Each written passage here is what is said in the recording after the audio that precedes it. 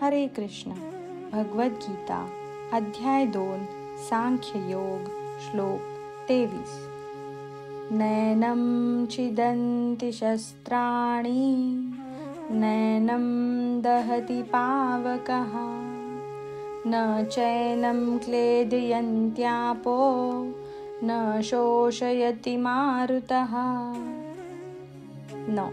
नाही एनम या आत्म्याला छिदन्ति कापून तुकडे तुकडे करणे, शस्त्राणी शस्त्रे, नाही एनम या आत्म्याला दहती जाळणे शक्य आहे, पावकः अग्नी, नाही च सुद्धा एनम या आत्म्याला क्लेदयन्ति भिजवणे शक्य आहे, आपः पाणी, नाही शोषयति कोरडा किंवा शुष्क करू शकत नाही, मारुतः वारा.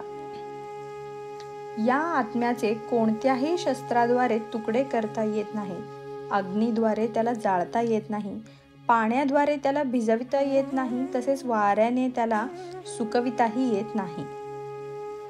तात्पर्य: तलवारी, अग्निशस्त्रे, वर्षास्त्रे, चक्रीवादळ इत्यादी शस्त्रे जीवात्म्याला मारण्यात असमर्थ आहेत.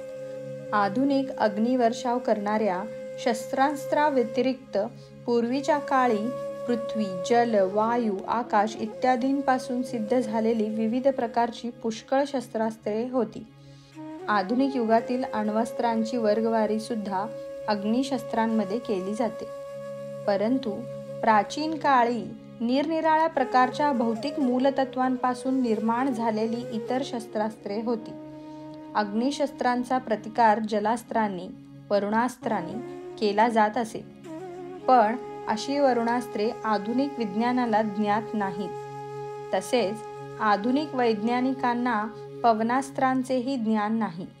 असे असले तरी आत्म्याचे कापून तुकडे करता येत नाही आणि तसेच विविध प्रकारच्या कितीही आधुनिक शस्त्राद्वारे त्यांचा संहारही होऊ शकत नाही. जीवात्मा केवळ अज्ञानामुळे कसा जन्मास आला आणि नंतर तो मायाशक्तीने कसा प्रभावित झाला याचे स्पष्टीकरण मायावादी दार्शनिक देऊ शकत नाहीत. व्यक्तिगत जीवात्म्यांचे मूळ परमात्म्यापासून तुकडे करून त्यांना विभक्त करणे शक्य नाही.